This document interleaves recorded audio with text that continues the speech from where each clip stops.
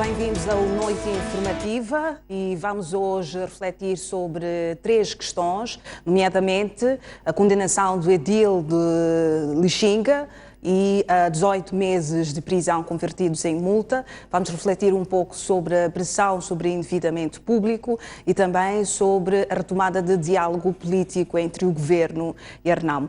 Vamos para já ver a peça a nota que dá conta da condenação do edil de Lixinga, hoje, pelo Tribunal Provincial.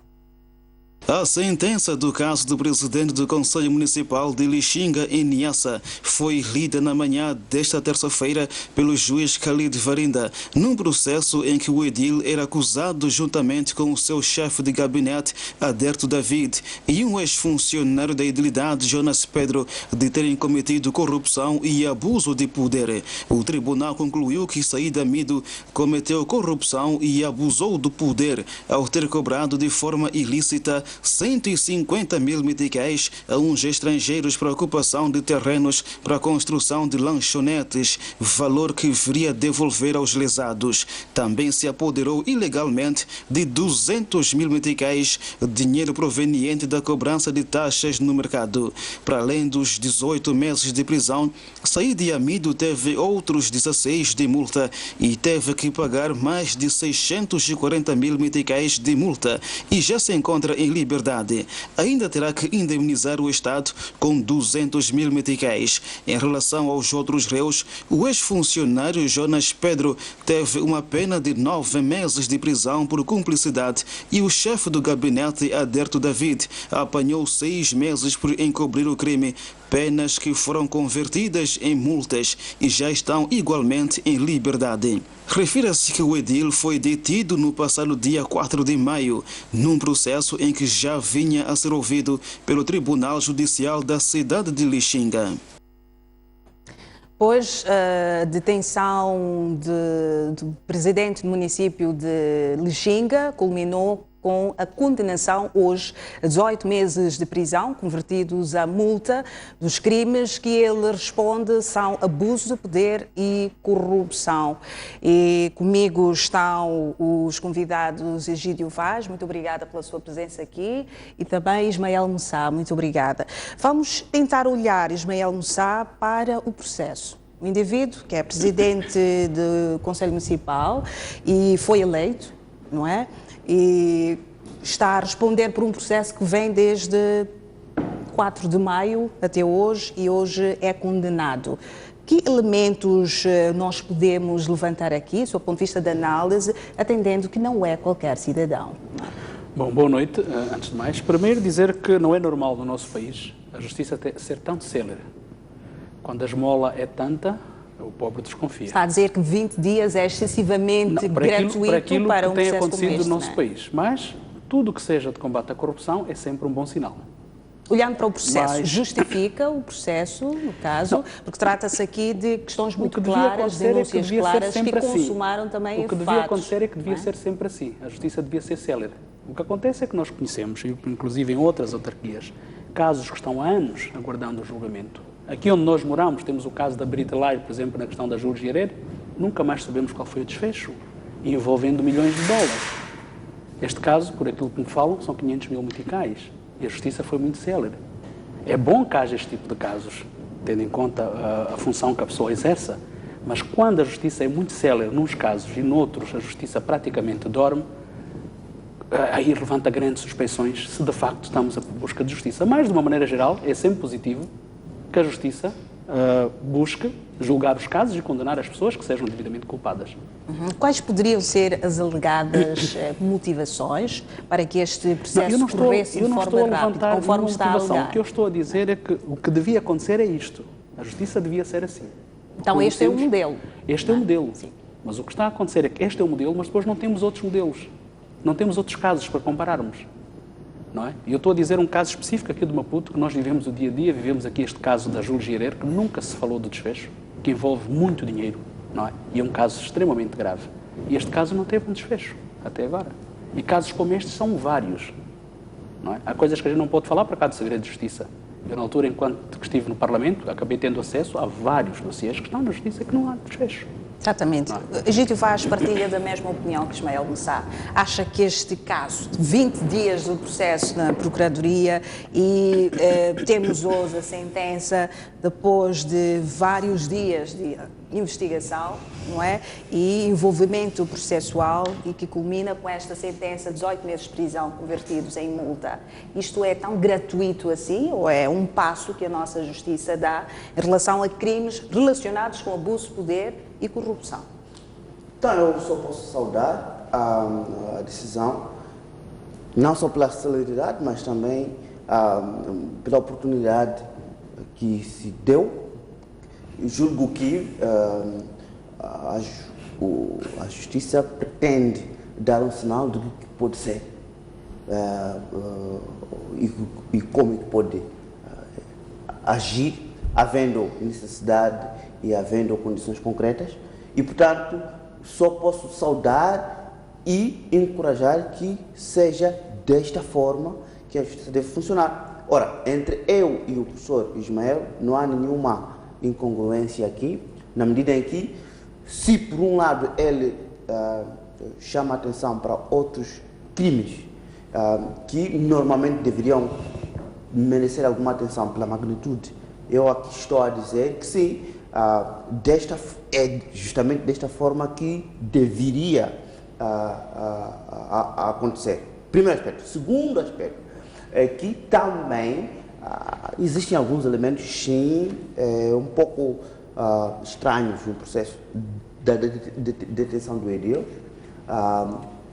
que poderia ser normal e poderia também ser evitado. Ele é um edil eleito, com casa, residência e todo um conjunto de elementos bem identificados.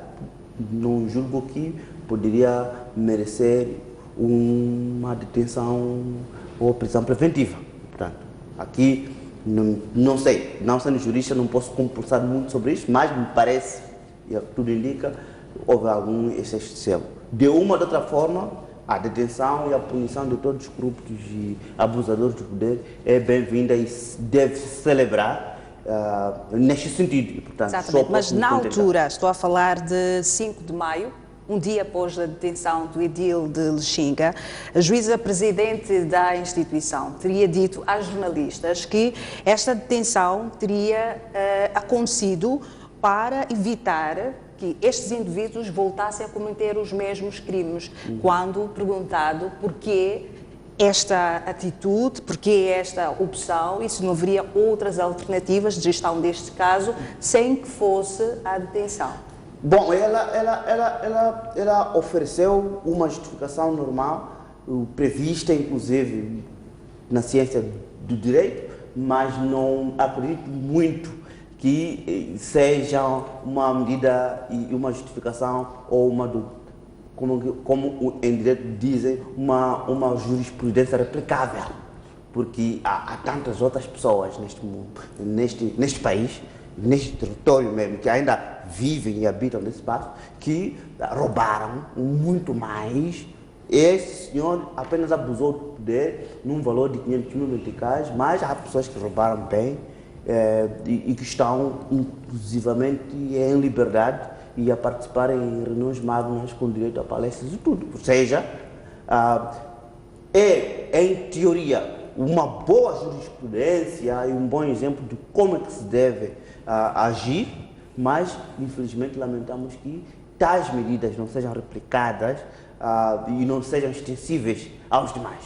Portanto, esse é o primeiro aspecto. Se nós tivermos que extrair algumas ilações, nós diríamos, ok, é possível a justiça funcionar em Moçambique desde o momento que haja vontade política.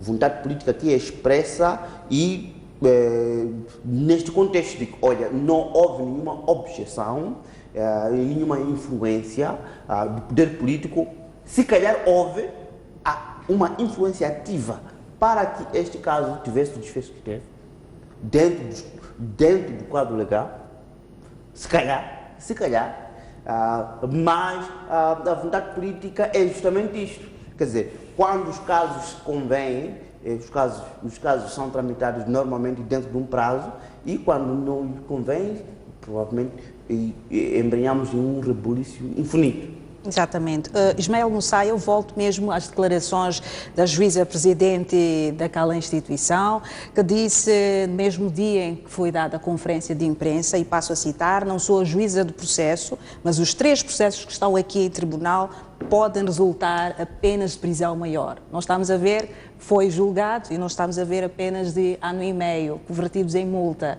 Quer dizer, havia uma premissa de pena excessiva para tipo de crime que estamos a ver que não era materialmente punível a este tipo de pena de prisão maior. Quais seriam, na altura, as presunções que esta juíza, presidente, acredito que ela tinha algum documento, alguns processos avaliados antes de ser estas declarações? Eu acredito que sim, quer dizer, tem tudo a ver também com a questão da acusação. Provavelmente a juíza, tendo lido o que constava da acusação, provavelmente tenha partido deste pressuposto, mas ao decorrer da avaliação do dossiê podem ter alterado vários pressupostos iniciais. Algumas coisas podem ter alterado. É normal que aconteça isto num processo. O mesmo sucedendo em relação à prisão preventiva. Quer dizer, concordo plenamente com o que o Vaz diz, no sentido de que não havia motivos aparentemente, mas pode ser que por o facto de eles exercerem determinadas funções pudessem alterar alguns dossiês estando em exercício de funções. Talvez seja por isso, não exatamente por uma possibilidade de fuga ou outra, mas pela possibilidade de eles poderem alterar os processos estando em exercício de funções.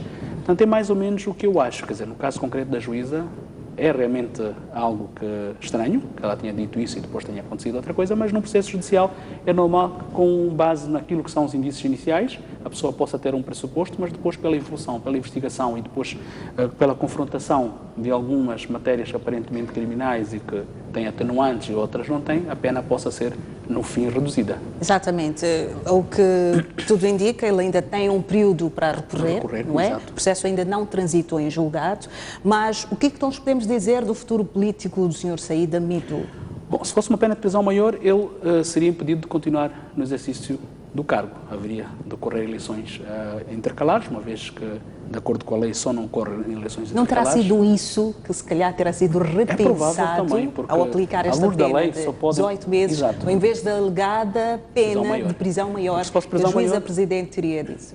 Bom, aí estaríamos a supor realmente uma grande interferência do poder político, não é? E eu não queria estar a especular sobre algo que não tenho matéria consistente, mas é algo que se levanta à luz do dia em relação àquilo que eventualmente possa estar por detrás desta redução da pena. Tendo em conta que se fosse prisão maior teríamos eleições intercalares, porque só não há eleições intercalares quando estamos a menos de 1 ano do término do mandato, o que não é o caso. Neste caso, justificaria-se uma eleição intercalar. Portanto, pode ser também, é uma hipótese, não é de pôr de lado. Exatamente. Egídio Vaz, esta pena vai ser cumprida, vai ser traduzida em multa e a questão que se coloca é como é que vai ficar a vida deste edil do ponto de vista interno e também de relação com os seus colegas do partido, do governo. Até certo ponto isto mancha a imagem, não é? Trata-se de corrupção, abuso de poder, não é? Sim, eu julgo que o edil deve definitivamente renunciar ao cargo, não tem condições políticas para continuar. Ele deve voltar a fazer, se é um profissional, se tem alguma coisa que sabe fazer, deve continuar a fazer isto que ele sabe fazer. Não é bom servidor público, de uma ou de outra maneira, é um cadastrado, portanto, não é para nós aqui lançarmos alguns paninhos quentes, não. Quer dizer, eu encorajo neste momento o sistema de justiça para que continue a purgar dentro do aparelho do Estado pessoas semelhantes a ele ou pior. Portanto, eu julgo que não é para vacinarmos o que o Sr. Saíde será doravante, para além de simplesmente lhe desejarmos boa sorte em outras atividades, porque nesta, como servidor público, chumbou. Exatamente. Vamos para o outro tema que fala sobre a pressão da dívida. Até ontem, a informação que recebemos é que a empresa Mozambique Asset Management não conseguiu pagar a primeira prestação de dívida de 535 milhões de dólares, que pediu aos credores, mas a última informação que temos é que o Governo não foi acionado pelos credores no âmbito da garantia imposta a nível deste crédito. Mas isto não deixa de tirar sono ao Governo em relação à pressão sobre o endividamento público, e particularmente este. Sim, é uma questão de horas. Quer dizer, o Governo não foi acionado, seguramente, porque existem pressupostos legais. Todos nós, a esta data, nós já entramos em algum esquema de endividamento ou de crédito. Sabemos perfeitamente que existem pressupostos legais, inclusive de tempo, que se espera que o credor honre com seus compromissos, fim do qual o Governo será acionado. O que existiu, e isso é muito importante, o que existiu até agora foi uma espécie de fuga e antecipação do próprio Estado moçambicano em socializar a dívida. Ou seja, para além da Ematum, existia o Proíndico, existia Gypsy, existe MAM.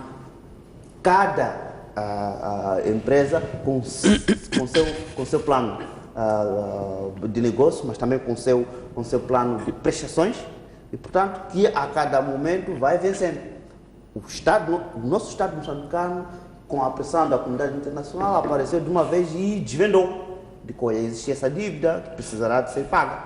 Ora, cada dívida, com seu contrato, com suas previsões, vai vencendo e vão acontecendo esse tipo de gestões. Ou seja, não é pelo facto de a AMAM não ter pago hoje que poderemos correr rapidamente e concluirmos que o Estado ainda não alcançou como profissional.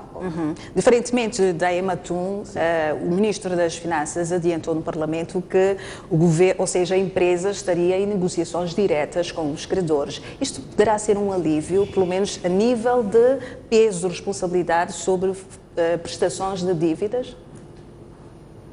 Olha, Selma, neste país aconteceu um roubo em nome do povo. Então, que não haja dúvida aqui. Quer dizer, um grupo de cidadãos moçambicanos abusando do poder roubou em nome do povo, aliás, socorreu-se ao crédito internacional em nome do povo, com justificações esfarrapadas, e neste momento estamos a usar subterfúgios legais para simplesmente adiantarmos os prazos, eventualmente, de pagamento de dívidas, e enquanto vamos vendo o que podemos fazer. Isto é colocado em termos simples, é isso. O dinheiro não entrou no sistema financeiro nacional, o dinheiro é tanto que, se estivesse em Moçambique, não teríamos problemas de liquidez, até para importar arroz ou bens alimentícios básicos. A justificação toda ela é falaciosa, porque não se impõe a investidores internacionais que, olha, o seu guarda vai ser este, senhor, as embaixadas, os vossos guardas vão ser estes. Não se impõe. Estamos em economia de mercado, em que cada um vai escolhendo de acordo com os seus interesses. Portanto, é uma justificação falaciosa e, portanto, tudo isto é tudo falacioso, é tudo mentira, é tudo descarado, ao ponto de não fazer absolutamente nenhum sentido. Ora, não estamos aqui perante nenhum outro tipo de engenharia econômica ou financeira, estamos perante simplesmente no momento de materialização das regras do jogo. A MAM ou a GIPS, quando chegar o seu momento, não vai poder pagar. Fim do prazo, será acionado o avalista, simples como isto. E o avalista, naquela altura, poderá se pronunciar para pagar ou não.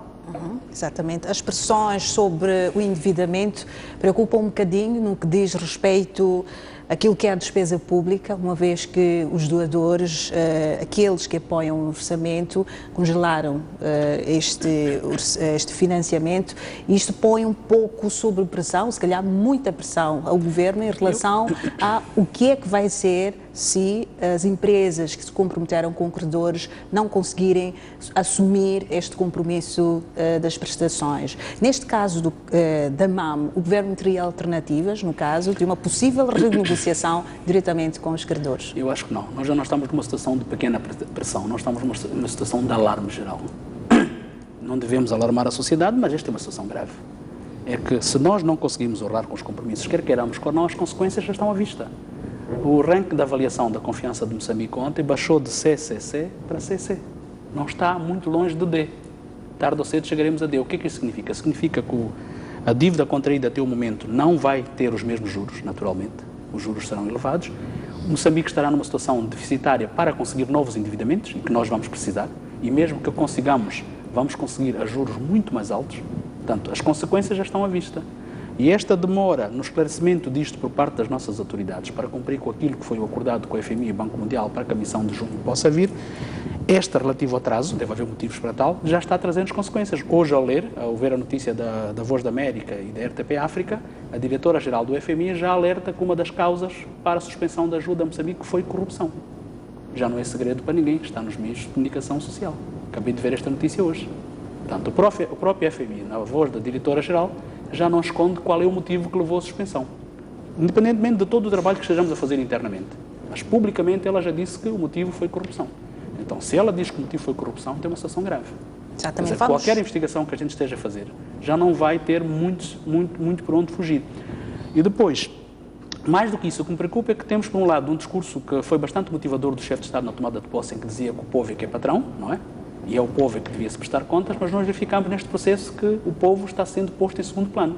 Quer dizer, há todo um correr para Washington para prestar contas a Washington.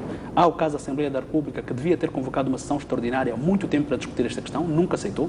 Quinta-feira, o embaixador americano visita a Assembleia da República. Estranhamente, na sexta-feira, a Presidente já convoca a Comissão Permanente para, na segunda-feira, decidirem que a sessão extraordinária vai ser em junho. Onde é que está a nossa autoestima? Quando é que nós somos, de facto, patrão? Exatamente. Então isto é complicado, quer dizer, depois reclamamos que há ingerência externa. Quem é que está a permitir essa ingerência? Já dizia a Graça Machel, quando foi da morte do Machel, que quando o feiticeiro entra na nossa casa é porque alguém abriu a porta. Quer dizer, nós estamos a permitir uma ingerência, nós enquanto Estado, porque não estamos a ser capazes de prestar contas ao nosso cidadão, que é aquele pagando impostos, aquele que é o patrão, de facto, à luz do discurso do chefe de Estado, e amanhã vamos reclamar que temos ingerência. Exatamente. Vamos, em 5 minutos, refletir sobre o nosso último tema, que é a retomada do diálogo, a constituição da comissão que vai avaliar os pressupostos de diálogo, ou as matérias de diálogo, desta vez. Já tivemos 4 anos de instabilidade militar, entre revés, diálogos, enfim, temos a RENAMO com as suas agendas, o Governo com os seus pressupostos, enfim, temos ultimatos da RENAMO, cedências, resistências. O que é que nos espera deste diálogo? Não estamos a falar do Acordo Geral de Paz, não estamos a falar da cessação de acordo das hostilidades de 2014. O que é que vem à mesa? É um outro acordo? É a revitalização dos acordos que foram feitos? O que é que se espera? Bom, primeiro dizer que, acima de tudo, qualquer notícia neste sentido é uma boa notícia, independentemente de tudo. Mas a experiência nossa não faz-nos ser um pouco céticos por aquilo que normalmente tem depois sido os resultados finais. Seria positivo, e acho que qualquer moçambicano está à espera, que de facto, esta vez, consigamos de facto aquilo que todos almejamos. Vamos ser otimistas, mesmo com todo o ceticismo. Mas eu acho que um outro gesto que devia ocorrer rapidamente, dos dois lados, era, por um lado, a RENAMO parar com os ataques às colunas, por outro lado, também o Governo conseguir, de alguma forma, encontrar um mecanismo para parar com os esquadrões da morte, com os raptos dos membros da RENAMO. Porque isto não ajuda o diálogo à mesa. Quer dizer, por um lado, há o encontro amanhã agendado com as pessoas encarregues de tratar do encontro, mas, por outro lado, continua a haver os ataques e também continua a haver o sequestro e o abate dos homens da RENAMO nas cidades. Portanto, eu acho que dos dois lados está a faltar um sinal muito claro se nós, de facto, queremos a paz. Porque a nós compete-nos uma certa imparcialidade. Aqui não nos interessa defender A ou B, nem condenar A ou B. O que nós queremos é que A ou B, se, de facto, se comprometam com este processo e deem sinais claros. Um pare com os ataques e o outro pare, ou mande parar, se não está de facto envolvido, mande parar com os esquadrões da morte e com os sequestros membros da RENAMO. Por outro lado, em relação ao acordo, o que nós queremos, de facto, é que haja um acordo de reconciliação nacional. Não é um acordo de paz. O acordo de paz já tivemos. O que falhou foi a reconciliação nacional, que se encontre uma forma para que não voltemos a ter mais este dossiê. Para que a gente possa, de facto, dedicarmos a aumentar a produção, dedicarmos a desenvolver este país, a divergirmos nas ideias nesses espaços, nesses fóruns, e não à luz das armas. É isto que nós queremos. Agora, o que é que significa isto? Significa muito. E é este trabalho que tem que ser feito. Portanto, eu não acredito que um acordo vá resolver tudo, mas o acordo pode ser um ponto de partida, mas se houver vontades sérias de ambas as partes, então podemos iniciar um processo de reconciliação nacional, que é isto que nos falta. Exatamente. Egídio Vaz, estamos numa situação sensível, neste momento em que retoma o diálogo, ou provavelmente retome o diálogo. Isto vai depender do que vai ser discutida por esta comissão.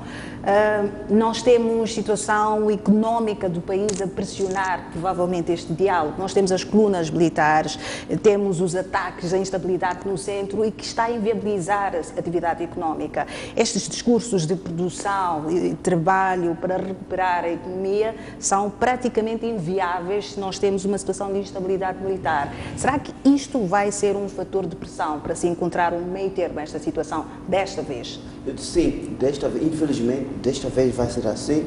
E como historiador, lamento em dizer que sempre que se chega a pelo menos um acordo de princípio da necessidade de dialogar, os ataques em situações de guerra civil ou mesmo guerra convencional sempre aumentam, escalam.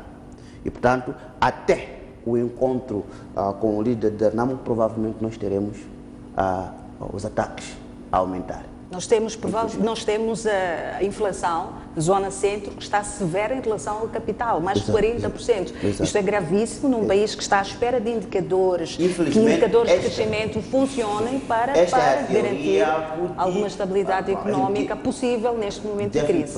Em teoria, o que eles querem, ambas as partes querem chegar à mesa do diálogo com uma vantagem. Ou quantos matou, qual é a sua posição nesse momento de força e tal. Isso, em teoria, esta situação vai continuar, apesar de ser definitivamente indesejada do meu lado, mas normalmente é assim. Isso aconteceu em 91, isto aconteceu, por exemplo, nos acordos entre a UNITA e o MPLA, o governo, nos acordos de Bicesse. Acontece em qualquer guerra civil, qualquer historiador sério vai verificar, existe essa sempre repetência. Agora, que é bom? Não é bom. Neste momento, não é bom. Que o Estado pode sustentar por mais tempo? Eu digo não. Pelo contrário, neste momento, o Estado só pode tomar essa decisão, porque também não há muita liquidez para sustentar essa guerra. Terceiro, o próprio Afonso Djakama, mais de 40 anos no mar, julgo que ele, em suas próprias palavras, disse em algum momento ele precisa de resolver alguns problemas também de uma outra forma. Agora, o que eu espero nessas negociações é que também encontremos outras formas de resolver o conflito. Se olhar para a narrativa da resolução de conflito em Moçambique, sempre existiu uma tônica e um padrão, que é a acomodação. Olha, exatamente. A resolução de conflito não é apenas a acomodação, existem mais opções. Exatamente. Poderíamos discutir sobre isso numa outra ocasião. Exatamente. Muito obrigada, Egídio Vaz. Obrigada, Ismael Moussa, pelas vossas contribuições. Noite Informativa fica por aqui. Obrigada pela companhia. Nós voltamos amanhã com análise e notícias. Boa noite.